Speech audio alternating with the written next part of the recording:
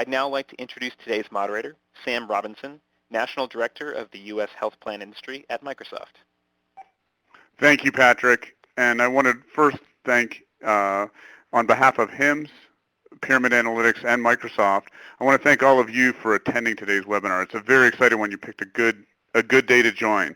With me today is Trish Redgate, who is currently with St. Luke's Hospital, but formerly with Blue Cross Blue Shield of Idaho, and knows all things analytics. And as a special treat today, instead of hearing Pyramid and myself speak all day, you're going to hear directly from someone using from Pyramid Analytics, how she uses it day to day, mostly from the health plan side, but feel free in the question and answer to ask her as much about the provider side as you'd like. And with me as well is Rob Wallace. Rob is an incredible resource bringing over 23 years of experience in health and in analytics to the table, and runs Pyramid Analytics practice and works directly with Trish and many of the customers out there in getting the best and out of their systems to really change patients' lives and member lives.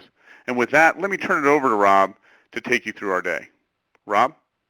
Thank you, Sam. I wanted to share with the audience what are the drivers of a successful Pyramid BI project. And really excited to have Trish with us today because she has experienced these 5 things in detail, and she's going to share these success factors with you during the rest of the presentation. But if you just had to boil it down to 5 things, our customers really look for a fast time to value, and you'll see in the demonstration how quickly you can configure our software for the end user experience.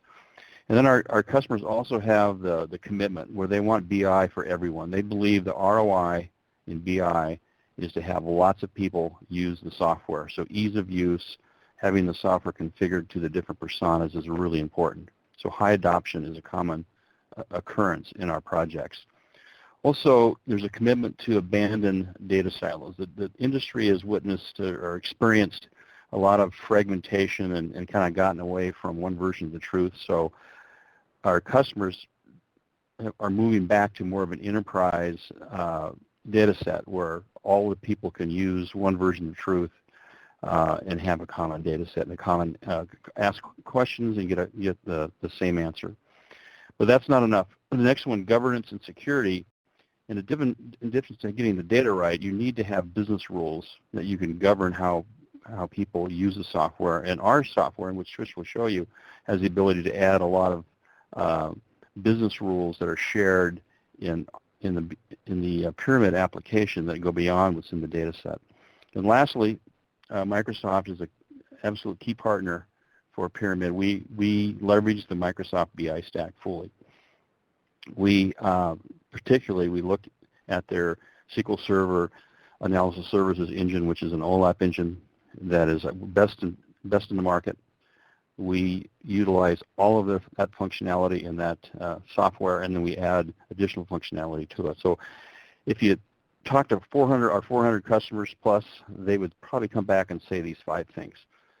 And so that's what we're going to try to get across, and this is kind of the guiding principles to how we developed our software, and you'll see that in real time when Trish tells the story of her success. And actually 2 of our customers she's worked with Blue Cross as a customer as well as St. Luke's. All right, Sam, so let's advance the slide. So in a nutshell, this is the abstract that hopefully resonated with you and why you've joined today. But our product, together with Microsoft, delivers a framework and platform to enable analysis, plan analysis, and external users the ability to achieve insights. So the thing that really excites us about how Trish has deployed our software, it's not just internally, it's also equipping and enabling external users. So it's our customer's customer that has allowed us to get so high adoption. So that's what we're going to talk about. That's the story. I'm going to turn things over to Trish. And again, Trish, thanks so much for joining us and sharing the story and the successes of your organizations. Great. Thank you, Rob, and thanks everyone on the call taking time out of your day to step through this.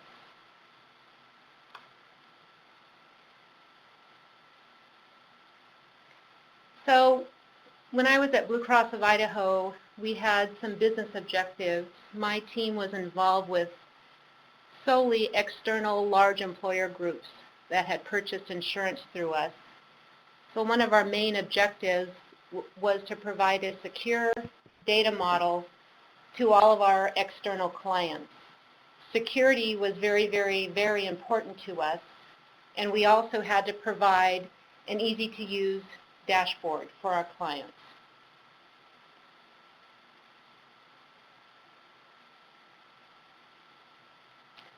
The nice thing about Pyramid is we were able to pull in various different data sources, whether it be medical, it could be diagnosis, it could be DRGs. We also pulled in drug data, NDC data, generic utilization, and also we pulled in various risk scores for our population, all while delivering it on a secure platform.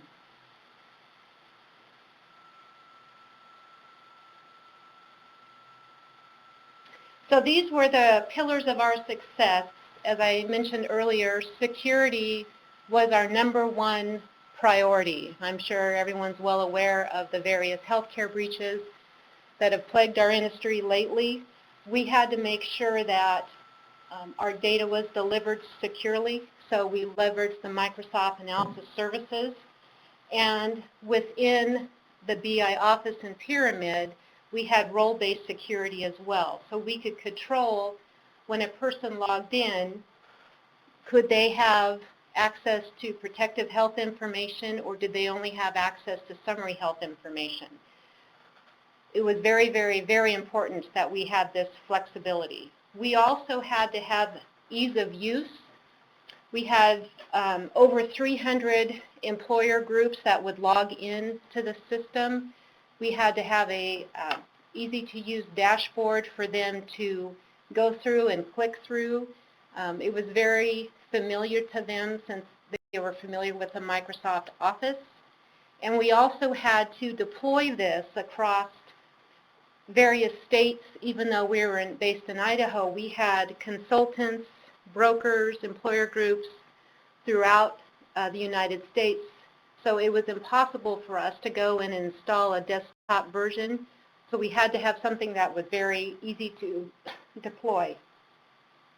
Another pillar was our data discovery. We needed the ability for our external clients and then the internal analysts on my team to quickly discover why was a PEPM high for a particular month, or why were they spending so much money on diabetes, for example. We developed key performance indicators to help guide and answer those questions, and you'll see when I give the demo of the tool, it's very easy to click and cross-drill to various dimensions to answer any questions on the fly.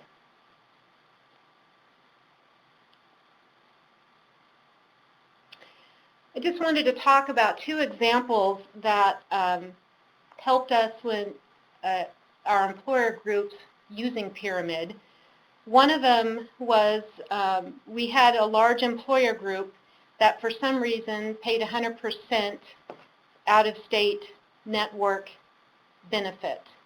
When we started drilling into this, saying, well, why was it so high? Why were they paying so much out of network? We quickly discovered it was a hospital facility down in California that was charging a lot of out-of-state, out-of-network charges.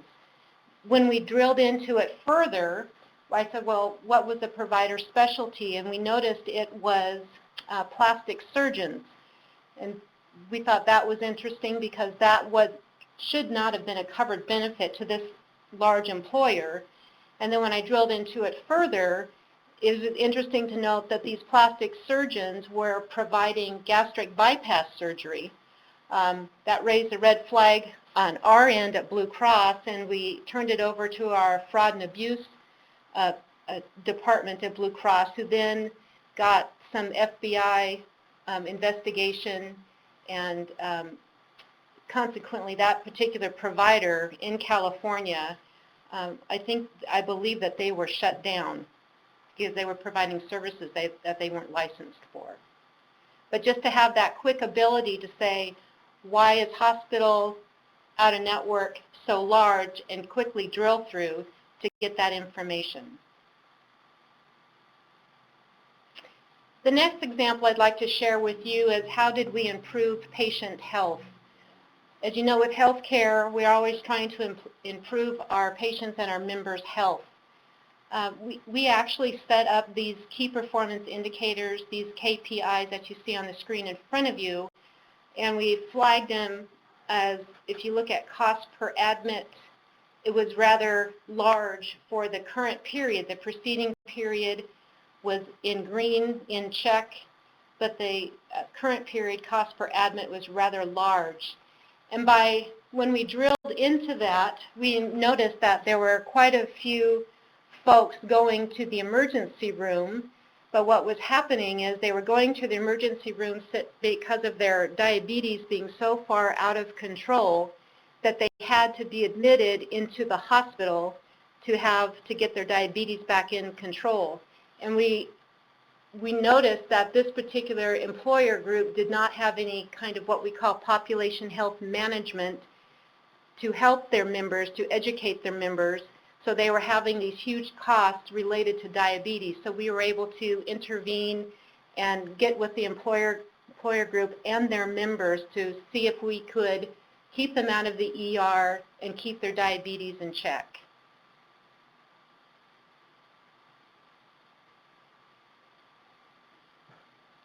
So now I'd like to show you Pyramid and demonstrate. Share my screen here.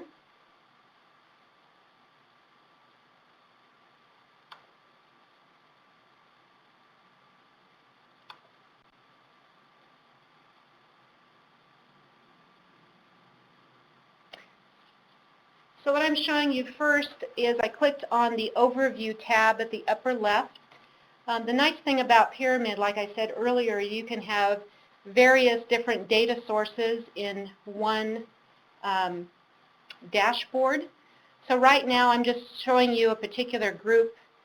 The beginning period I'm just selected as July, and the ending period I can show risk population, chronic states, male, female, etc. If I click on the Utilization tab,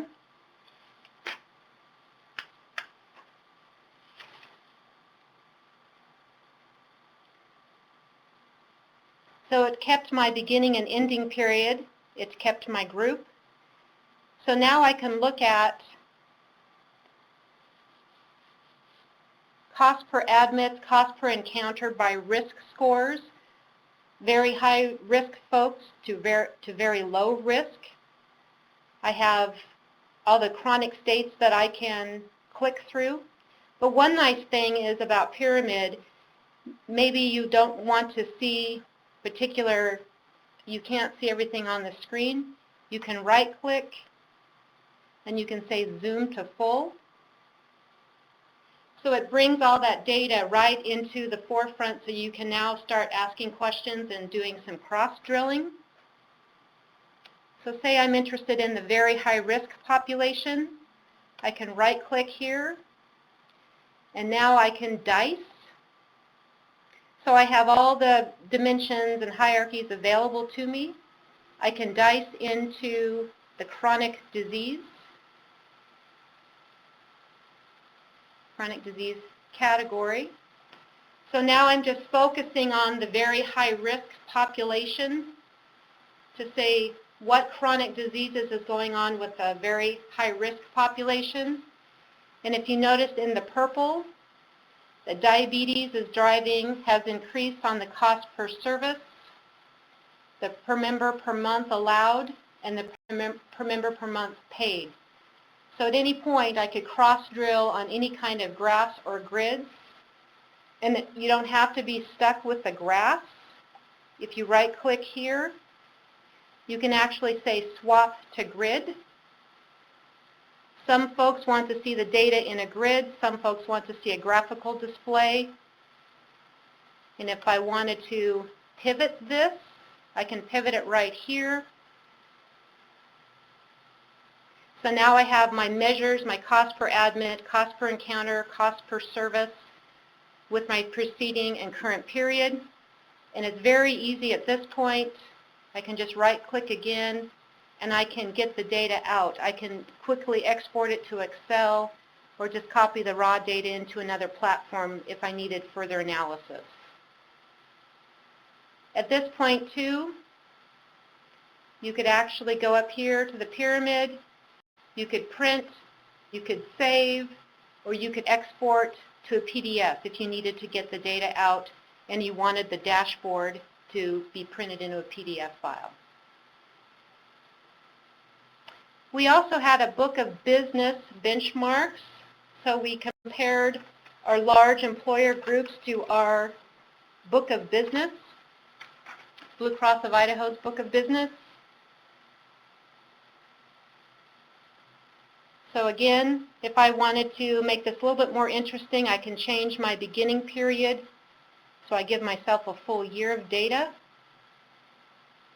And what's nice is when I select the beginning and ending period, the preceding period, the logic is all done behind the scenes in the BI office with Pyramid. So I don't have to worry about going in and changing the preceding period.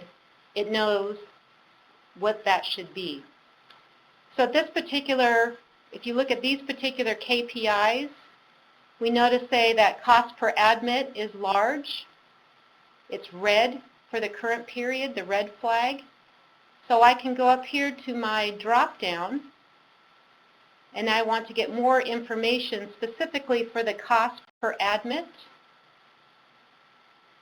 So it's a global slicer that will change all the particular grids below it. So I can see there was something very high in September of '06 for this particular group when we compare it to all the large group book of business. Now, if I want to drill into more information on the cost per admit, I can right-click, and again, I can dice. So let's say I wanted to dice this time into the medical, the MEG, the medical episode grouper, to see what conditions is driving that cost per admit.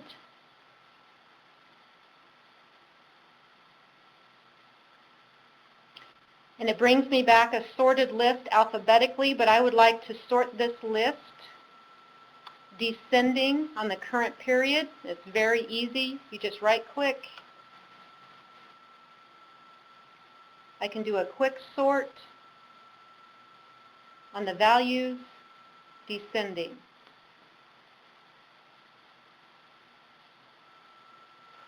So now I see that neoplasms, a lot of the neoplasms are at the very top.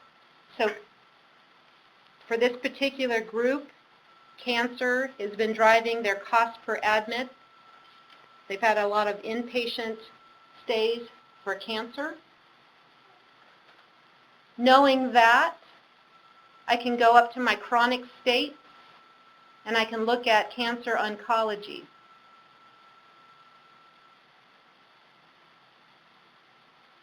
And focus now just on the cancer oncology. And you can see we still have that same trend back in September of '06 that we had previously. I can show the cost per admit down here, and I can show where the risks were for the cancer oncology.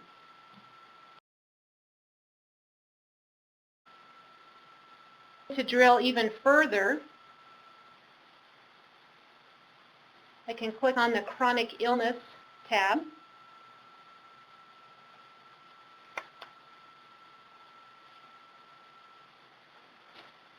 And this is showing some different data, but you notice it kept my beginning period and ending period and my group.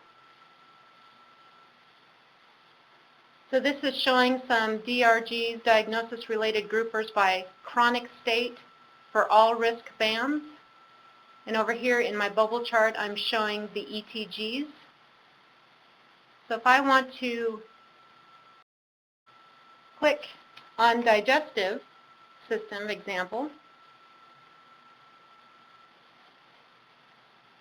it will automatically show the DRGs associated with that digestive system.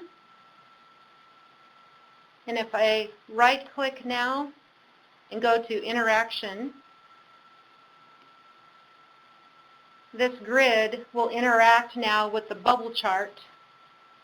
So I'm showing the DRGs, and then the grid automatically changed to show those particular ETGs related to that particular DRG.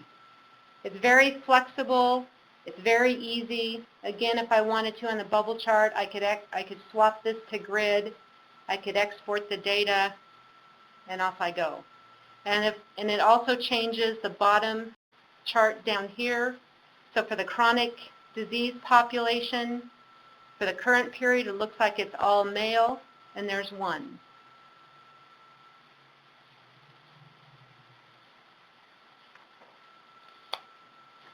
We can also look at HEDIS measurements. So HEDIS, Healthcare Effectiveness Data and Information Set.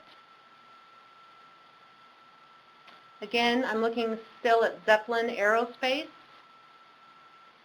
So we can look at the various HEDIS rates for this particular group. And we can also drill into a particular category. If I go down here to preventative medicine, because we knew that cancer was a driver for this particular group, I can right-click and again do my interaction.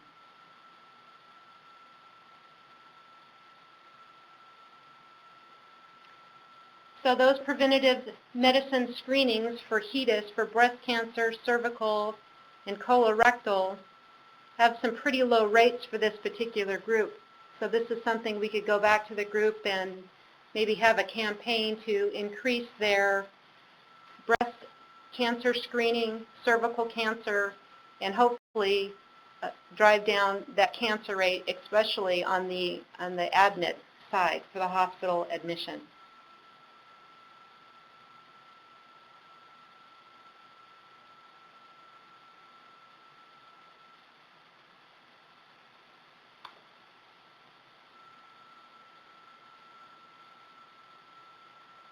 I want to bump back to the presentation.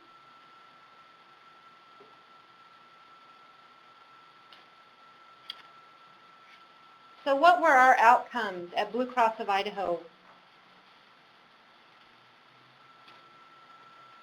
Well, one thing that was very important to us, besides the security, was I had a small team of about 3 people.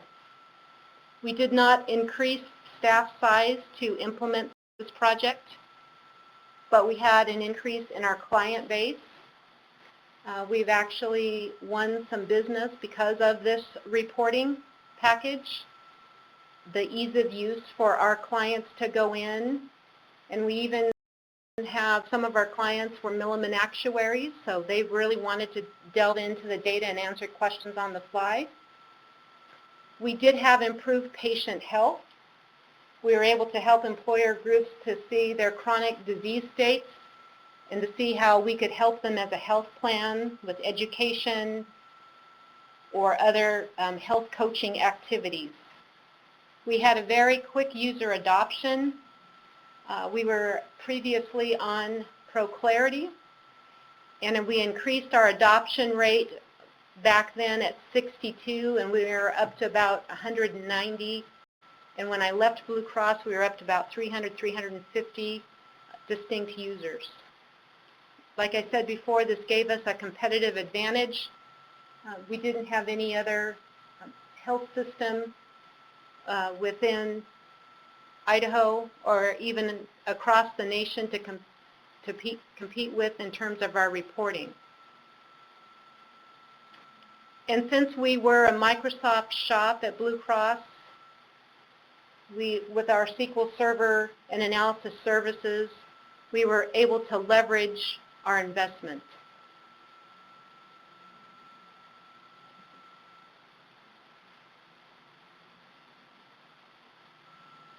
And with that, I will turn it over to see if there are any questions from the audience. Well, boy, are there, Trish. Great job. Thank you so much. It's always wonderful to see a system in action with, real scenarios, especially that fraud and abuse one that you took us through. So thank you so much for showing us You're that. welcome. Now, we've left plenty of time for questions. Rob, are you on as well? I am. So the first questions, as you might imagine, is, so how tough is this to implement? How much does it take from an IT perspective? And I'll ask Trish and Rob to both chime in on this. And, how do you get it up and running, integrated into your system? So for either, if you did it for a large system and then, a smaller provider or clinic. I'll take the first part, which is the pyramid piece, which is the application that sits on top of the data, and I'll have Trish talk about the data models. We designed a application that would deploy quickly. So it's instead of building, it's more of a buy versus build. And so our customers want rapid deployment. So the dashboards and the reports and the things that you saw this today, you're talking about once they get the data models right, weeks and not months. And so that's on purpose. So fast deployment is one of our strengths. Also, the people that typically do the deployment of our application are not IT people. They're really the business owners of the solution who know the data, understand the data, and understand what the outcomes that they seek. So purposely, one of our differentiations is fast deployment. Now, the data part is really important. I'm going to let Trish comment on that because that job is getting the data correct. Sure. Thanks, Rob. So at Blue Cross of Idaho, we had a separate data warehouse team that we had a star schema data warehouse that was pretty pristine. My team was responsible for building the cubes, and then we had Pyramid on top of that. And to Rob's point, I am not an IT person. I'm a statistician, but I was able to go in. I would say we didn't have weeks deployment. I think we deployed this, the first version, in about a week. I went in there and created the dashboards, created the interactions, the global slicers, everything that I demoed today.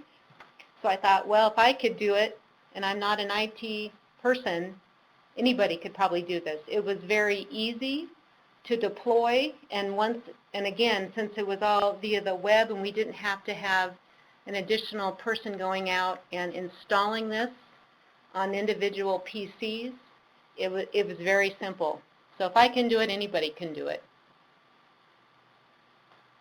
Well, that's good to know, although I have to say when I saw you flipping through those and exporting out, I'm not sure if anybody, clearly you've gained some mad skills in the tool as well. But your staff, when you bring them on, are you looking for programming talent? Do you have to know programming, or is it more point and click and Excel knowledge that you're looking for?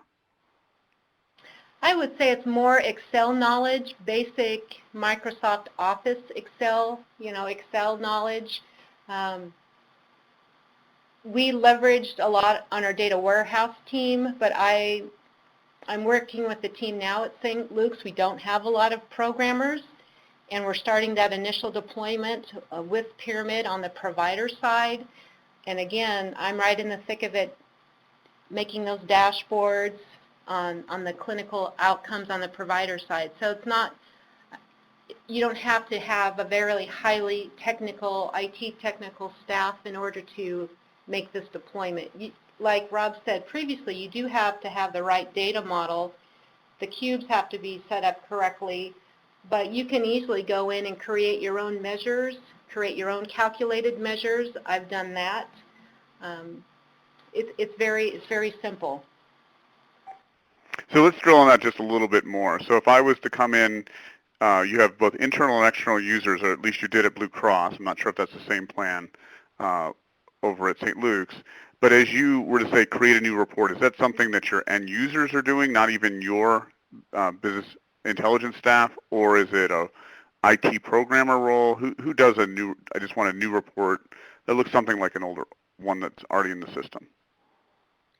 So there's another piece that I didn't show you that Pyramid has. It's called BioExcel, where if you started with a report that I had out here, whether it be part of the dashboard or a KPI, you can actually go in and create your own report. You can put data on rows and columns and put things in the background. It's almost like you're creating your own query.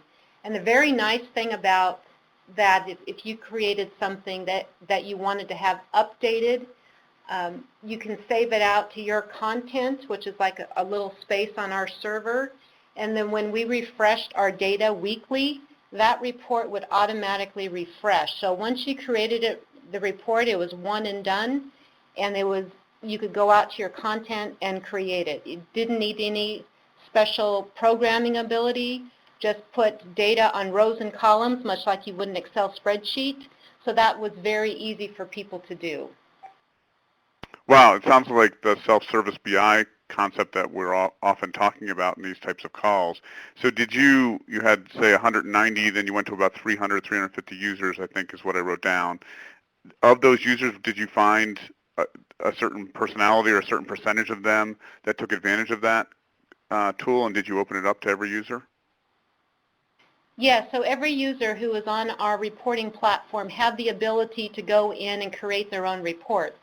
We had some super users, actuaries, more data-savvy people that would go in, and they had a complete library of reports.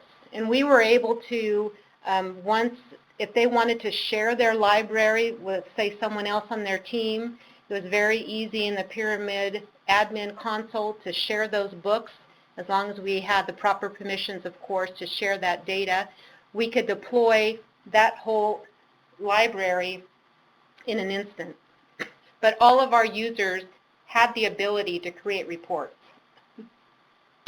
Fantastic. And let me bring Rob back in the conversation, but for both Trish and Rob, what you showed was very payer-centric and looked fantastic. Did that come out of the box, Trish? Was that something you developed at Idaho? Is it available for other users? And similarly, now that you're over at St. Luke's, are you starting from a base model that's provided for you, or do you create the model within the tool? So the KPIs that I showed, it's very easy to render in Pyramid. You can have the gauges or the flags. As long as that data model, that cube, that underlying cube is good, it's very easy to create those KPIs. Like I said, I created them. We started with some basic healthcare metrics and then expanded upon that. But we just started with the data that was in our warehouse, and we had various measures, paid, charged, allowed, per member per month, per employee per month, average length of stay, kind of standard healthcare metrics. And from there, we created our KPIs, and then we created some special calculated measures, because we had some employer groups that not all of them started on January 1, so some of them had an off-calendar plan year that we had to take into account. And it was very easy to take those one-offs with calculated members and calculated measures within Pyramid to do that. And what we're doing at St. Luke's currently, we're just getting our data model structure set up, and as you can imagine, people are hungry for data, whether it be operation time, anesthesia, cardiology. We're starting to get that data model. We are currently on Epic, and we're going for a system-wide deployment here within the next year to bring all of our hospitals across the state to Epic, and we're using the Cognito database. And that will probably be our base structure from which Pyramid's going to sit on top. And we definitely want to push out a self-service BI, because we will have it out to various clinics and also to internal folks at St. Luke's.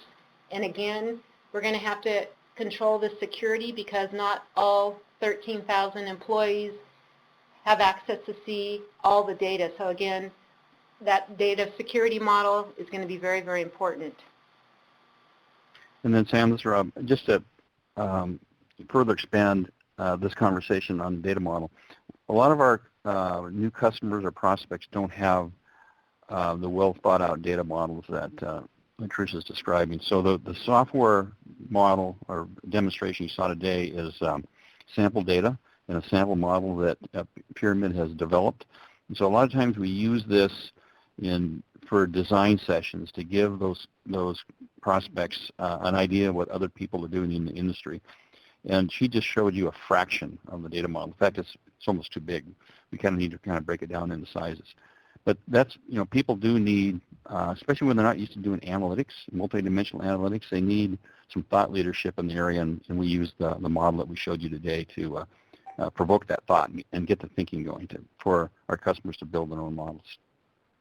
So Rob, is that sample model that you just described, is that for providers, plans, both?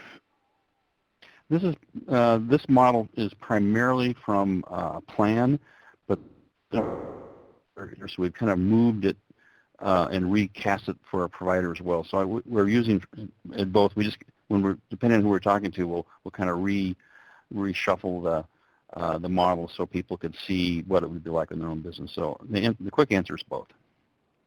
Fantastic.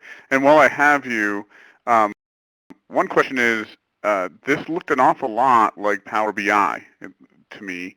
How is this different from Power BI, and how does it integrate, if at all, with Power BI? Great question. So the Power BI product is really designed more for the individual knowledge worker on the desktop to build content. And when you look at a Power BI business model that's underneath it, you typically don't see the depth that Trish showed you. But they work hand in hand. Our product and Power BI work together. So this year, to take the strengths of Power BI and the strengths of Pyramid to put those strengths together and make a stronger Pyramid Microsoft offering, we entered into a strategic collaboration agreement with Microsoft in July. And there's three components. One is the development component. And specifically what we're doing is our R&D team is working with Microsoft's R&D team to Power BI best in market. And it's a journey we're on together. But one of the things that we did is when you build a Power BI report on a desktop, then you have to publish it so you can share it. So you either publish it to Power BI in the cloud, but if your organization isn't ready for the cloud, you also have the option to publish it. And take that scenario further. Let's say if you publish it to Pyramid Server, so now it's on-prem, and the way you render that report is you take a Power BI report and you put it on a dashboard as another report object like what you saw today. So what you saw today was reports created in Pyramid, but you get Power BI reports, and that's how you consume it. And so what that does, which is the middle point of the slide you're looking at, is ease of integration and sharing. So the whole idea, by moving it to the Pyramid server, you're adding the role-based security that Trish talked about. Where our customers share, you have lots of users, but they're sharing the same content that has all the security and the data correct. So it's not just floating it out there, throwing that out there with governance and control and security. And then how Microsoft and Pyramid work together is telling that story to the market that we're a team. We exploit everything that Microsoft builds, and we try to not build what they're building. We're trying to take what they've done and make it better. So the offering is stronger for our larger enterprise customers. So we're really excited to have this partnership, and you'll see more and more of Pyramid and Power BI working together for a stronger solution. Fantastic. And in a related question, you mentioned multiple times that you rely on the security and the governance that the Microsoft stack and Microsoft models provide. In fact, Trish, I think, referenced that a couple times in her presentation as well. What if I'm a non-Microsoft shop? How does this fit in? Well, that's a good question. So the way we work is the sources of data can be from anywhere. It can be from Epic and all the different kinds of systems that you see in healthcare. But you're pulling that information into a data warehouse, or often called a semantic layer. And we believe the security model in SQL Server Analysis Services is best in class. And so that's where we put the data. So instead of having Pyramid build its own proprietary database or data warehouse, we use Microsoft. So you could have, and maybe the only Microsoft product you have in your organization is for your data warehouse in your SSAS cubes. The sources for. So, but we, as we to use Pyramid Analytics, we must have that underlying database in SQL Server. Yeah. Fantastic. Trish, question for you as we start to wrap up our time together. What was the most, not the most, but what was one of the most surprising outcomes from putting in Pyramid, other than obviously gaining new external customers because of your fantastic reporting environment? I love that one. But what was a surprise to you, something you didn't expect as you rolled this out to the user base? I guess how easy it was to deploy and implement. And I thought we had a pretty nice, robust reporting package prior moving to Pyramid, but the excitement and the uptick that we had with our external groups, it just brought it to a whole nother level that I wasn't expecting. So I thought we were doing a pretty good job, but when we rolled out our tool with Pyramid, our users were just, they loved it. They had, like I said, creating their own reports and doing analysis, and it took a lot of, since they were able to self-serve with the data, it took a lot of pressure and time away from my team trying to answer particular ad hoc questions that we would get from our groups and our brokers. They had the same data to an extent that we had, so they were able to go in and answer the questions and to serve their clients better, to actually increase, you know, the patient's health and the members' experience, and trying to get the members healthy. It was huge. Fantastic. Yeah, you know, Sam, Now, that's probably the most exciting thing that and fulfilling thing that I do. I get to see what Trish described around the world, where the organization's IQ just goes up because they made this commitment. And then you see the individual people that are impacted, where their career all of a sudden changes. And you see a physician, you see a nurse, you see a broker all of a sudden have new capabilities and insight they didn't have before. And it's just really fulfilling to see BI that way in action. And that's why I do what I do. Correct. So, you know, our users, my internal users, are not just simply running query after query after query. They could actually look at the data and do some analytics. The report and the dashboards were already created for them, so that just took them to a whole nother level to actually interact, consult with the groups, and answer any kind of questions to see how can we lower healthcare costs and how can we make people more healthy. But we had to have the data and the dashboarding at our fingertips in order to answer those questions and move to a different level. fantastic. Well, Trish and Rob, I want to personally thank you on behalf of Microsoft and HIMSS. It's been a fantastic presentation. Rob, do you want to close out with how to contact you and what if I need more information? So what you see here from a contact standpoint are emails that you could, and phone numbers. You could also go to our website, pyramidanalytics.com, which has contact me forms, and it has, if you want to request a trial or access to some demo software, we can do that. More information. You could also simply email me at rob@pyramidanalytics.com, and I'll respond immediately.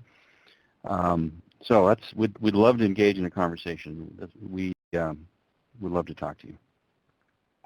Fantastic. Patrick, will you close us out?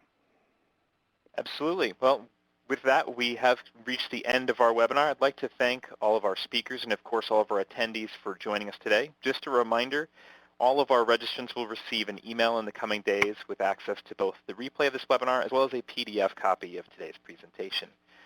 As we're wrapping up, we will ask you to take part in the exit survey that will be popping up on your screen in just a moment. So once again, everyone, thank you so much for joining us today, and have a wonderful day.